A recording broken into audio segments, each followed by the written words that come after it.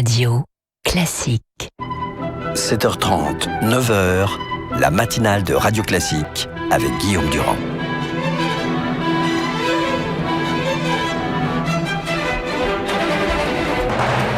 L'invité politique sur Radio Classique. Voilà, c'est Violon vous accompagne. L'invité politique, c'est Bruno Leroux. Bonjour, bienvenue. Bonjour Guillaume Durand. Député socialiste à l'Assemblée, nous allons parler évidemment de fiscalité, nous allons parler de l'opposition qui vous tape dessus concernant le programme économique, mais ça c'est pas nouveau.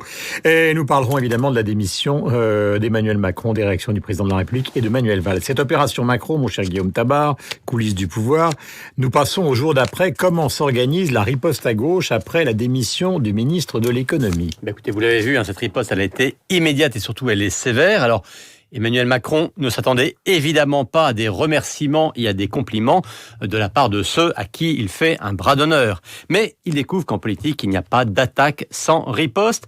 Et la riposte gouvernementale, la riposte socialiste, elle tourne autour de 3 axes. 1. Macron manque de loyauté. Je traduis, c'est un traître. 2. Il n'a pas le sens du collectif. Je traduis, il n'est guidé que par son ambition personnelle. 3, ça ne se fait pas de quitter le navire en cours de route. Je traduis, il n'est pas courageux. Et alors, ce qui est significatif aussi, c'est qu'en général, pour torpiller un concurrent, un adversaire, un rival, on envoie ce qu'on appelle des snipers, des seconds couteaux. Or là, qui est monté au feu ? Le président de la République lui-même. Alors bien sûr, sans citer Macron, mais en épinglant ceux qui veulent faire tout seul et pour soi-même. Il y a eu ensuite le Premier ministre. Dans ces moments-là, on ne peut pas déserter. Déserter, le verbe est violent et on sent tout l'agacement accumulé depuis plusieurs mois et quand Valls est agacé. Autre fait rare, à la sortie du Conseil des ministres, c'est Ségolène Royal qui a été chargée de tacler celui pour qui elle avait pourtant quelque bienveillance. Alors, on l'a compris, si la contre-attaque est si forte et si rapide, c'est qu'il y a péril en la demeure. C'est tout simplement la possibilité pour le chef de l'État de se présenter qui est en jeu. Donc, pour sauver le soldat Hollande, il faut bombarder le soldat Macron. On peut juste se demander s'il n'est pas déjà trop tard. Voilà, à droite aussi, on ironise sur la carrière politique naissante d'Emmanuel Macron, mais il y a quand même un petit vent de panique. Oui, de ce côté-là aussi, c'est feu à volonté. Alors, pourtant, si on fait un peu de tactique, on pourrait se dire que pour affaiblir Hollande, la droite aurait intérêt à valoriser Macron, sauf que le patron de En Marche séduit autant à droite qu'à gauche, donc pas question non plus pour Sarkozy, Juppé et les autres de se laisser ringardiser par ce gamin adulé par les chefs d'entreprise. Alors l'angle d'attaque, on s'en doute, est diamétralement opposé à celui de la gauche. Au PS, on accuse Macron de trahir Hollande. Chez les Républicains, on l'identifie au contraire à Hollande en rappelant son rôle dans l'action économique du début du quinquennat, quand il était conseiller à l'Élysée. Donc on rappelle, les hausses d'impôts, c'est lui. La taxe à 75%, c'est lui. On l'a compris, les Hollandais veulent briser son élan. La droite veut rappeler son bilan. Dans les deux cas, il faut briser le mythe Macron. Et qui sait si les deux camps ne vont pas recevoir le renfort des sondages. Car jusqu'à présent, c'est la popularité personnelle de l'ancien ministre de l'économie qui était mesurée. Maintenant, ça va être son potentiel électoral. Et ça n'est pas du tout la même chose. Nous avons rendez-vous avec Bruno Leroux en direct sur l'antenne de Radio Classique après les coulisses du pouvoir de l'excellent Guillaume Tabar. L'invité politique de Guillaume Durand sur Radio Classique. Bruno Leroux, est-ce que vous considérez, il semble que ce soit une phrase de François Hollande, j'ai lu ça dans Le Monde hier comme tout le monde, enfin tous les lecteurs du Monde, qu'il a été trahi avec méthode, aurait-il dit? La méthode voudrait dire que les choses ont été préparées minutieusement et cachées, alors qu'il était en situation d'être le ministre de François Hollande. C'est possible. Est-ce que ça a été caché ? Oui, ça a été caché, je le pense. C'est-à-dire que jusqu'au dernier moment, il a dit au président qu'il ne partirait pas, alors que tout le monde lui disait il va partir. Je pense que jusqu'au dernier moment, en tout cas avant la dernière journée, il a dit au président de la République qu'il était attaché à son poste, à sa responsabilité, à ce que lui avait demandé le président de la République, qu'il entendait continuer et qu'il voulait bien entendu exister à côté, mais je pense que son départ, il a cherché à le cacher. Donc 48 heures avant, moment. Pardonnez-moi, mais vous nous le dites ce matin, 48 heures avant, il lui a menti, quoi. En tout cas, il lui a dit, je pense qu'il souhaitait rester et qu'il n'avait pas pris de décision sur son départ. Pourtant, il semble que le président de la République ait été averti par de nombreux ministres et conseillers longtemps à l'avance du déroulement exact de ce qui allait se passer. Oui, mais il y a un principe, et c'est pour ça que je rappelle toujours le principe de loyauté.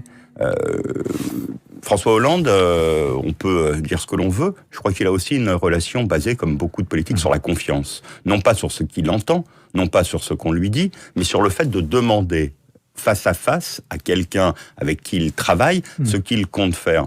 La réponse qui lui a été apportée, je crois, toutes ces dernières semaines, voire ces derniers mois, n'a pas été la conclusion d'Emmanuel Macron. Et moi, je le regrette, parce que la question de la loyauté, j'ai été élevé à une école avec Pierre Mauroy, notamment, qui faisait que la loyauté, cela voulait dire quelque chose en politique. Valls dit qu'il déserte, on ne s'improvise pas candidat à la présidence de la République, mais j'aurais quand même poser des questions à caractère personnel. Il y a quand même quelques mois, quand il avait une barbe, je me souviens que Manuel Valls avait ironisé sur le centre de déradicalisation dans lequel devrait se présenter Emmanuel Macron. Il y a quand même eu des histoires concernant son ISF, des rumeurs sur sa sexualité. Tout ça vient quand même de ses petits amis. Donc lui le charger ce matin en disant c'est lui le déserteur, mais enfin toutes ces histoires qui ont été balancées dans les journaux, moi, c'était quand même contre Macron. Vous savez, moi je dissocie les histoires, et à partir du moment où on est en première ligne en politique, il y a toujours des histoires et des rumeurs. Bon, ça vient de ses petits camarades, tout ça. Je ne sais pas d'où ça vient, je n'y ai jamais accordé la moindre importance. Enfin lui, quand il dit dans les journaux ce matin qu'il a triché sur son ISF, qu'il vit avec le président d'une radio nationale, etc., etc. Je ne veux pas commenter, je ne crois aucune de ces rumeurs, et je crois que... humainement, ça peut le pousser à partir. Mais humainement, ça peut une hostilité considérable. Mais humainement, ça peut le pousser à partir, ce n'est pas ça qui fait un destin. C'est pour ça que moi, je garde de l'amitié, c'est un ami, Emmanuel Macron. Je pense qu'il se trompe. Je pense que la popularité, cette nouveauté, ne fait pas un président de la République. Et j'ai une certitude au moment où je vous parle, Guillaume Durand, c'est que dans 9 mois, Emmanuel Macron ne sera pas président de la République. Il ne sera pas président de la République. Ce n'est pas un sondage qui fait. Et donc la question qui vaut aujourd'hui, comme elle valait hier, et c'est pour ça que la loyauté, elle vaut à l'extérieur comme à l'intérieur du gouvernement, c'est est-ce que je fais gagner le camp progressiste pour autant que je veuille animer le camp progressiste. Alors, vous me certifiez qu'il ne sera pas président de la République, je vous pose une question. Est-ce que, d'une certaine manière, comme l'écrit Cécile Cornudet ce matin dans Les Échos, il y a quand même un aspect de la fusée Macron qui fonctionne dès ce matin, c'est que François Hollande ne peut plus être candidat. Mais je ne vois pas comment François Hollande pourrait ne plus être candidat par la décision d'un de ses ministres de quitter le gouvernement. Évidemment, s'il était le seul, mais il y a de l'autre côté, il y a Hamon, Montebourg. Mais là encore... Duflot. Mais est-ce que vous imaginez que Benoît Hamon, Cécile Duflot, aujourd'hui, sont candidats à l'élection présidentielle pour être président de la République ? Mais là encore, c'est une forme de naïveté que de penser cela. D'accord, mais s'ils se présentent contre François... Mais s'ils se présentent, ils éclatent le camp et ils font que les possibilités de victoire s'amenuisent aujourd'hui. Donc finalement, vous considérez ce matin que l'avantage pour vous de cette affaire Macron, c'est que ça va obliger les autres à prendre leurs responsabilités. Mais ça oblige tout le monde à réfléchir. Et ce n'est pas parce qu'on ajoute une candidature... Donc il a été utile finalement. Non, parce que quand on crée un candidat, un parti de plus, une confusion de plus, je ne pense pas que ce soit utile. Ça devra nous forcer, ça doit nous forcer à réfléchir sur est-ce qu'on arrête cette machine qui est une machine à disparaître du second tour de l'élection présidentielle. Et au moment où je vous parle, je suis sûr d'une chose, seul le président de la République est capable de remettre tout le monde en situation de cohérence. Et justement, est-ce que la meilleure chose, ce ne serait pas qu'ils le disent vite maintenant, pour obliger les autres, pardonnez-moi cette expression qui est un peu triviale, mais à s'écraser? Je le pense. Je le pense. Est-ce qu'on dit qu'il va attendre le premier tour de la primaire des Républicains? Mais c'est un peu absurde d'attendre quel est le résultat de ces primaires. Je suis d'accord avec vous, je pense que c'est un peu tard. C'est une question. Hein. Non, mais je pense que c'est un peu tard. Je pense que le président de la République doit donner des signes rapidement de ce qu'il veut faire, de ce qu'il veut continuer à faire, du projet qu'il veut porter, parce qu'il ne peut pas y avoir, qu'il soit candidat ou pas, il ne peut pas ne pas y avoir de suite à ce qu'il a fait pendant ces 5 années. Il a restructuré notre modèle, il a pris les décisions fortes, il a pris les décisions qui n'étaient pas faciles. C'est forcément pour imaginer une suite pour notre pays, une suite pour les Français, suite pour notre capacité à vivre ensemble. Et cela, il faut qu'ils le disent vite, peut-être même dès la semaine prochaine.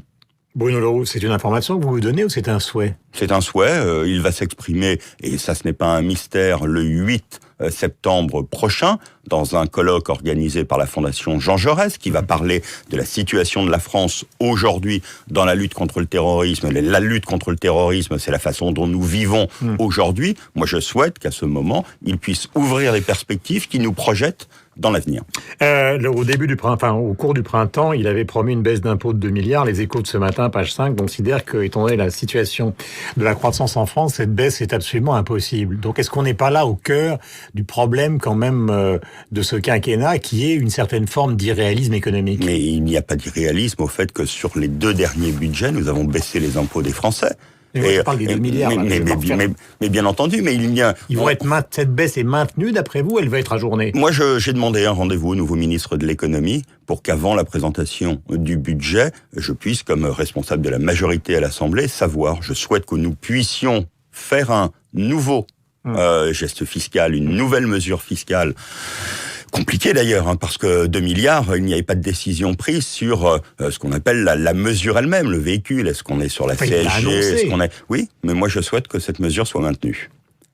Et comment ? Quitte à ce qu'elle soit gagée sur des économies. Et je pense qu'il y a encore possibilité de faire des économies. Parce qu'on était sur une croissance à 1,7, maintenant on parle d'1,5, oui. Donc tout le monde dit c'est pas possible. Non, le 1,5 est aujourd'hui, je pense, partagé de façon assez large. Le 1,7 aurait été souhaitable, il dégageait les marges qui permettaient d'aller plus loin, mais on voit bien l'effet qu'il y a aujourd'hui sur notre pays, à la question du terrorisme, aux attaques.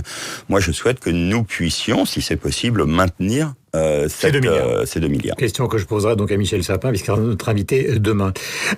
Tous les candidats de la primaire, et d'ailleurs Jean-Marie Le Guen aussi, ont été à la journée du MEDEF, l'université d'été du MEDEF hier.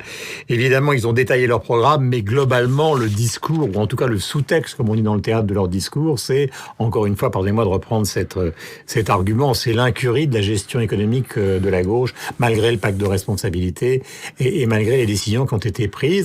Et d'ailleurs, sur ce thème-là, une interview de Nicolas Sarkozy ce matin dans les Échos, vous leur répondriez quoi ce matin ? Mais que j'apprécie le fait qu'ils sont obligés de faire des propositions et que ces propositions ne marquent aucun équilibre.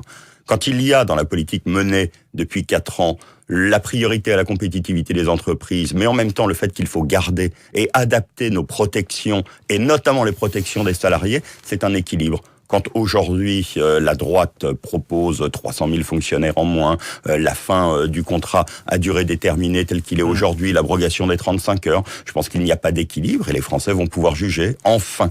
Mais est-ce que c'était un fondement d'une politique économique, justement, de considérer qu'il faut protéger la fonction publique ? Mais nous n'avons jamais considéré qu'il fallait protéger. Nous considérons qu'il faut respecter la fonction publique et qu'elle fait partie. Philippe de Sertine disait hier, par exemple, que les dépenses publiques en France sont incommensurablement plus fortes que dans tous les pays, justement à cause de la fonction publique en France et des pays et de la partie de la population active qui dépend du secteur public. À cause d'un modèle social qui relève de services publics que n'ont pas d'autres pays, et notamment le service public, je pense à la rentrée de l'éducation, sur lequel il y a eu des fonctionnaires et des milliers de fonctionnaires en plus, et c'était nécessaire, mais le service public de la sécurité, qui peut penser aujourd'hui que les décisions qui ont été prises de désorganiser nos forces de sécurité ont pu produire de bons résultats. Il le conteste considérablement. Mais bien sûr, mais je ne peux pas vous reprendre sur tous les points, c'est très compliqué, mais on pourrait discuter pendant des heures sur ces questions-là. Guillaume Durand, ils le contestent, mais ils l'ont fait. Oui. Ils ont baissé le nombre de fonctionnaires. Vous parlez d'éducation, par exemple. Vous avez vu comme moi la sortie du dernier classement de Shanghai sur les universités. Les Français sont très très loin. Jacques Julliard, qui est plutôt un intellectuel de gauche, écrit partout que ce mythe de l'égalité à l'école, on doit en finir. Et là, on est en pleine réforme du collège. Est-ce qu'il n'y a pas un problème aussi de non-adaptation de la gauche, justement, au monde concurrentiel d'aujourd'hui, qui fait qu'on continue à avancer avec des bons sentiments, là où les autres bossent et sont dans la concurrence à tout crin? C'est pas simplement des bons sentiments. Quand les moyens qui ont été mis dans un département comme le mien, en Seine-Saint-Denis, aboutissent au fait qu'enfin, nous nous rapprochons de ce que sont les moyennes sur la réussite aux examens, c'est la capacité à donner sa chance à tous les élèves et plus simplement à une partie d'entre eux. Moi, quand des entreprises, et je reçois beaucoup de chefs d'entreprise qui viennent s'installer en France, un des motifs pour lesquels ils viennent, c'est souvent, voire toujours, l'environnement en matière d'éducation et notamment en matière d'université et de grandes écoles. Donc les classements internationaux, Vous êtes d'accord avec Jean-Pierre Chevènement qui a dit à propos de votre département qu'il y a une nationalité qui manquait, sous-entendu la nationalité française, parce qu'il y avait 125 nationalités en Seine-Saint-Denis? Il y a de très nombreuses, et Saint-Denis est sur ma circonscription, le sud de Saint-Denis. Il a gaffé ou pas? Non. Enfin, il a gaffé. Il y a des élus locaux qui considèrent que c'est du racisme. Non, connaissant Jean-Pierre Chevènement, ça ne peut pas être du racisme. Mais moi, je vois... il manque une nationalité dans cette... Mais moi, c'est lui qui l'a dit. Non, moi, je ne suis pas d'accord avec ce propos. Il ne manque pas une nationalité, il y a de multiples nationalités. Et le fait qu'il manque une nationalité, cela voudrait dire qu'il y a eu cette théorie du remplacement. Ouais, moi, je ne partage pas. Donc Jean-Pierre Chevènement a eu tort de prononcer cette phrase. Oui, bien entendu.